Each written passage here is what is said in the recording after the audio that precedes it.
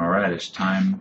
I want to read something that I wrote about 10 years ago in college in an art design class. We had to write how we would describe a painting to a blind person. That she wanted to see how creative we could be and try to give words that would help you visualize it, be creative, make it sound colorful, even if you can't see it with your words. So this is what I wrote in design class. The grade came back 100. It said, excellent, poetic, you are a writer. So put on my glasses and I want to read it just to share it. Not that it's anything worth publishing or remembering, but I wrote it, dug it up, and I thought, let's share how I like to be creative in my writing anyway. Alright. While holding on to my hand for guidance, you notice our steps seem to draw closer and fewer. Ceasing your motion only one step out of rhythm with mine, you note the sounds of my words as if bouncing off a near object. Sensing you are close to a large object, you lean out gently to hear the background noise better, only to brush an object with your head. Twitching back, you cause the object to sway slightly. Deathly still, you hear the slight scuffing of the object against another.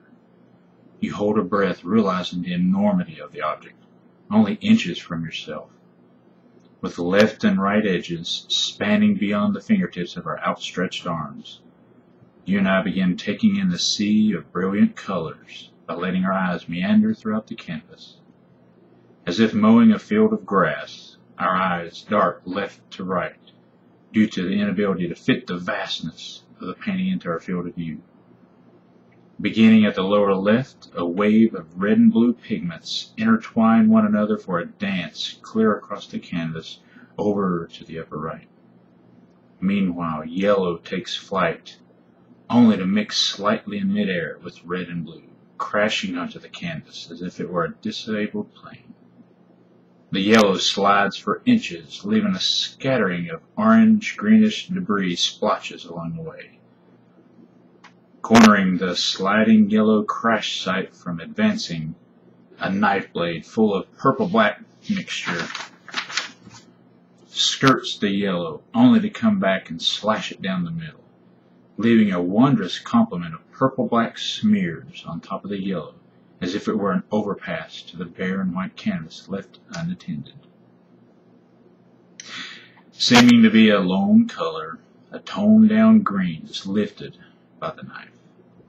Streaming through the air, over the other pigments, the green is pressed into the vacant white plane.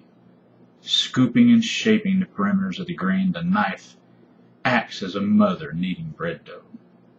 Placed where the knife wants it, the green is also shored up along one edge with the purple-black, forming a dam of pigment. Dancing and swirling as if they were liquid marble, the reds, yellows, blues, and purples play slip and slide on the wet surface. As a shepherd tends the wayward sheep, the knife pushes, drags, and molds the myriad of blends into a simplified form of a female's body. Mocking a Hawaiian lava flow, the reds and yellows dominate the color scheme with fiery hot spots dotting the plane. Streaking vertically up the canvas, an overpacked bristle brush slides a rich black through the sea of colors, just as a plow tears up the soil of the earth. The stiff black borders establish the structure of the woman's elbow, her legs, and facial features.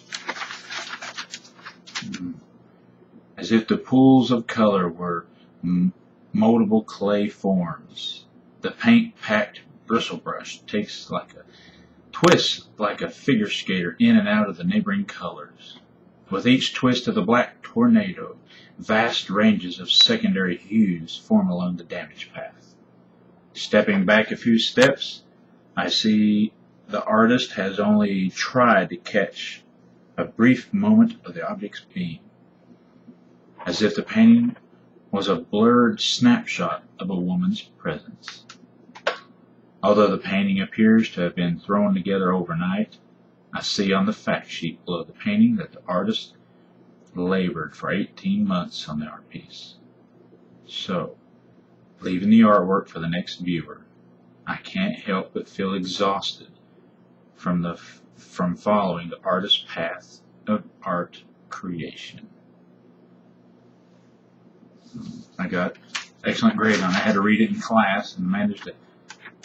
It got quiet. They thought I was describing a date or something like that, not a painting. But anyway, that's some creative writing. Before I toss anything from the old days, I thought I'd read it and share it, see what anybody thought.